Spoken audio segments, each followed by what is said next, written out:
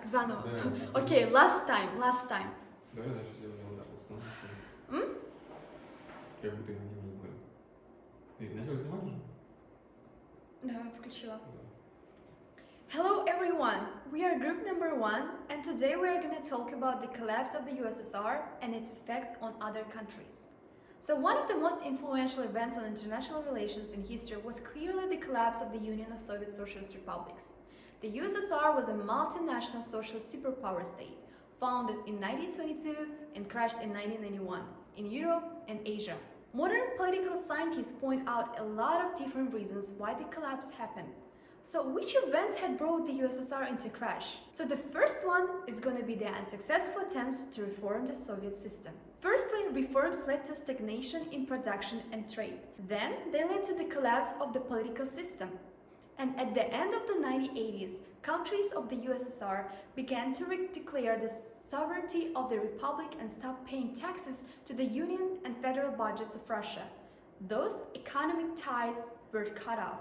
So the second one is general deficit. The situation was depressing, in which people needed to get simple things like a refrigerator, TV, furniture, and even toilet paper, and sometimes they were thrown out. They were unpredictably put up for sale, and citizens leaving all of their businesses behind. It wasn't just a terrible lag behind the standard of living in other countries, but also the realization of total dependence. The third one, nationalist tendencies.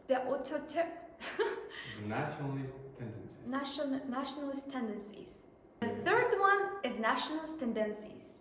The authoritarian system extremely pressured and restricted people, so the desire for independence of own culture and economy led to national tendencies. On December 16th in 1986, there was a demonstration of protest in Almaty against the first secretary of the Central Committee of the CP of Kazakh Soviet Union assigned by Moscow. 2 years later, ethnic and territorial conflict, which is called the Nagorno-Karabakh conflict, took place between Armenia and Azerbaijan over the disputed region of the Nagorno-Karabakh, inhabited mostly by ethnic Armenians and 7 surrounding districts. And finally, the fourth reason, monocentrism of decision-making by Moscow. An absolute supreme power of Moscow in 1990 and 1991, in addition to this...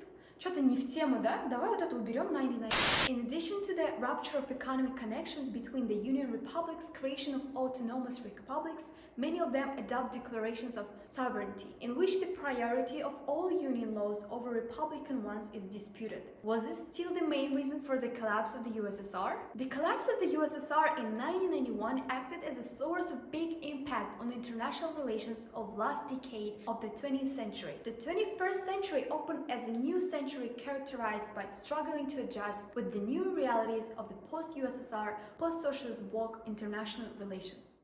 Now, let us introduce one of the examples of countries after the USSR collapse, Belarus, where there were tons of different events going on after periods of the Cold War. So, what was the effect of the crisis phenomena in the USSR's economical and political life of Belarus? During that time, the BSSR national economy has faced changes in an inconsistent manner. A decrease in the main economic indicators was observed, as well as the growth of the republic's economic potential and significant budget deficit and a relative equilibrium of the consumer market. One of the main noteworthy factors was the economic boom in Belarus. For only 20 years, from the 1970s to 1990s, the republic had absolutely extraordinary rates of development, both in industry and agriculture. Even after the collapse of the USSR as a country, Belarus remained the primary provider of agricultural goods to the rest of the country. While the Soviet system of the economic centralization exposed its inconsistency, the antiquated management model failed to fulfill the state's new requirements and economic interests, and disputes between the center and the provinces arose. As a result, the rate of economic development in the Soviet Union slowed. In December 1991, the nascent country faced several challenges as a result of dissolution of the Union's historic economic connections. Belarus was transformed from the Soviet Union's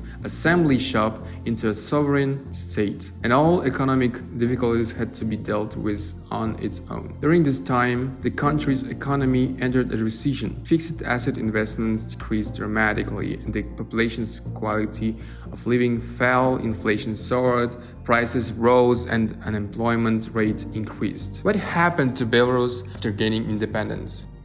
Although all the struggles mentioned before, Belarus was one of the very first countries to overcome this dramatic economic wreckage. Furthermore, once one of the poorest countries rose to the top of the economic and social development rankings, the country's authorities have been successful in ensuring the smooth operation of the education and healthcare systems, as well as the development of high-quality infrastructure. Belarus has transformed into a youthful, dynamically expanding European country in less than 30 years of independent history, strongly defending its interests in international forums.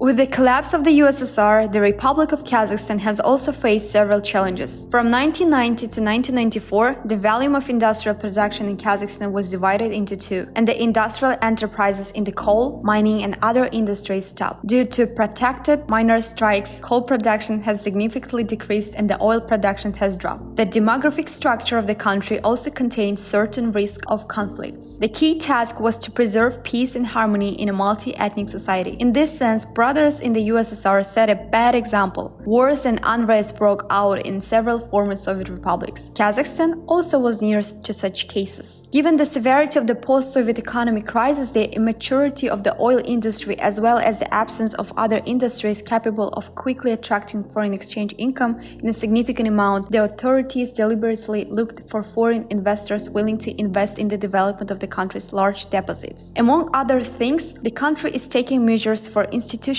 integration into the world economy. Like other post-Soviet countries, Kazakhstan quickly joined the International Monetary Fund and the World Bank. After the crisis period of the early 1990s, Kazakhstan has achieved exceptional success in almost all areas. There was also growth of trade in Kazakhstan. In real terms, since 1994, imports and exports have increased dramatically, and the ratio of the volume of foreign trade to GDP has approximately doubled from 1994 to 2012. So how could Kazakhstan influence international relations? The Republic of Kazakhstan promoted national interests and raised its status as a peace-loving country with practical multi-vector diplomacy. Kazakhstan demonstrated its desire to build a nuclear-free world by closing the Semipalatinsk nuclear test site, which was used by the former USSR during the Cold War in 1991, after which in 1992 it was decided to remove all nuclear weapons deployed by the former Soviet Union from Kazakhstan. Kazakhstan has been guaranteeing security from nuclear powers because it re-announced its own nuclear weapons in the post-Cold War era and succeeded in economic development, attracting large-scale foreign investment from Western countries such as the United States. In addition, Kazakhstan, based on balanced multi-vector diplomacy, maintains friendly relations with large countries like the United States, India, and the European Union, and also strengthens strategic cooperation with neighboring Russia and China. Kazakhstan made efforts to strengthen security, integration, and multilateral cooperation in Central Asia. Kazakhstan, which gained independence in the early 1990s, became the 9th country in the world in terms of territory. And at that time, the urgent task facing Kazakhstan was to conclude border agreements with Russia, China, and Uzbekistan, the length of common borders which is measured in thousands of kilometers. Finally, in the second half of the 1990s, agreements on border demarcation were signed in these countries, which laid the foundation for building friendly relations. Ukraine was one of the countries in the USSR and got its sovereignty in 24th August 1991. However, as it was in all other countries, becoming independent was not only in one day. During some period, Ukraine and other countries were having problems in many spheres like economy, sociology, politics, etc. All those issues were reasons and pushed the USSR to collapse. As we mentioned above, in 1985, Mikhail Gorbachev was elected as the new General Secretary of the Central Committee, on whose initiative the restructuring of society began in the USSR. The restructuring in Ukraine was also happening. Here are some historical events and dates during that time. Gradual liberalization of social and political life. Since 1986, dissidents who had been isolated from society for a long time began to gain freedom. More than 300 political prisoners have returned to Ukraine from prison camps and exile. Second, on September 8, 1989, the Congress of People's Movement of Ukraine for Perestroika took place in the conference hall of the Kiev Polytechnic Institute, which became the main organizational and driving force in Ukraine's progress towards independence. Third, in July 16, 1990, the Declaration of the State Sovereignty of the Republic was adopted by the Supreme Council of Ukraine. Fourth, on August 24, 1991, the Supreme Soviet of Ukrainian SSR overwhelmingly adopted the Act of Declaration of Independence of Ukraine. Gorbachev didn't want countries to become independent and wanted to save the USSR. However, from 24 August 1991, Ukraine became an independent country. However, not everything in Ukraine goes smoothly after taking sovereignty. Overall, as we mentioned in other countries above, most of the countries were struggling after becoming independent. The international relations of Ukraine with other countries, especially with Russia, were good at the beginning. However, the relationship with Russia is getting worse now.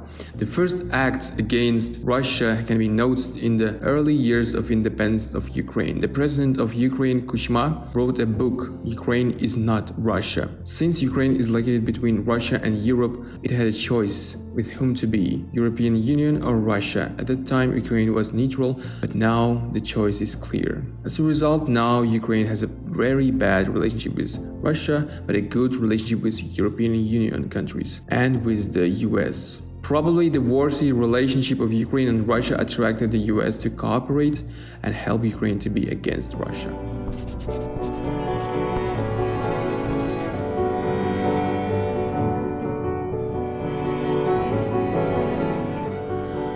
Georgia was the first USSR state to gain its independence. It happened in April of 1991. Although starting off struggling with inner conflict and civil war, Georgia has now ascended to be a very developed country and is being very highly rated of the United Nations Development Index. Like many other ex-Soviet states, independence for Georgia came with economic hardship. As a transitional independent nation during the time of general economic stagnation, the change from a common economy to a market economy was used as an effort to ameliorate the economic system. In the late 1990s, Georgia struggled tremendously when it came to balancing its economics. In the aftermath of Soviet Union's collapse, Georgia suffered from a severe economic crisis, political instability, ethnic conflict. Politics and economy after independence.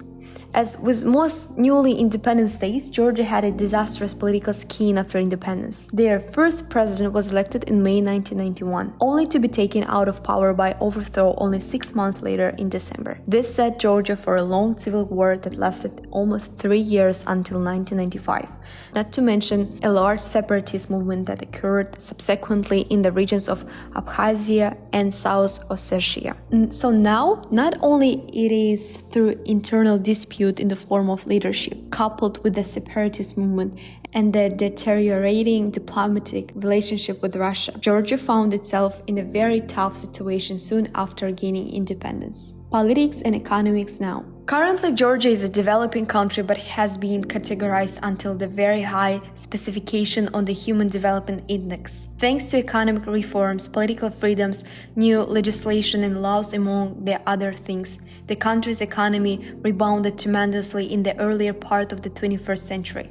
It's now a representative of the democratic parliamentary republic, with the president and the prime minister. The days of civil conflict are over, and it has a very robust governmental body that has ensured the country's stability since the early years. It was able to ensure political unity by adopting robust frameworks for its government. As it was stated above, there are many reasons which led the USSR to collapse, and the main of them was the authoritarian nature of Soviet society. Неправильно. As it was stated above, there are many reasons which led the USSR to collapse, and the main of them was the authoritarian nature of Soviet society. It led to other reasons like the dominance of one ideology, general deficit of products, and financial struggles. During our report, we have evaluated 4 post-USSR countries, which are Belarus, Ukraine, Kazakhstan, and Georgia. Someone could ask why we have chosen only 4 of them while the USSR had a total of 15 of them. The thing is, most of them have gone through the same scenario as shown below. Many other events in all post-USSR countries are similar to each other during the period of 1991 to 2000. However, their attitude and relationship with other countries started to change. Most of them have a good relationship with other post-USSR countries, and Russia has a big influence on almost all of them. For example, Belarus and Kazakhstan have a good relationship with Russia, but Ukraine and Moldova not. Most international relation experts state that Russia lost its potential friends, and if Russia continues such kind of international politics, Russia will lose other friends too.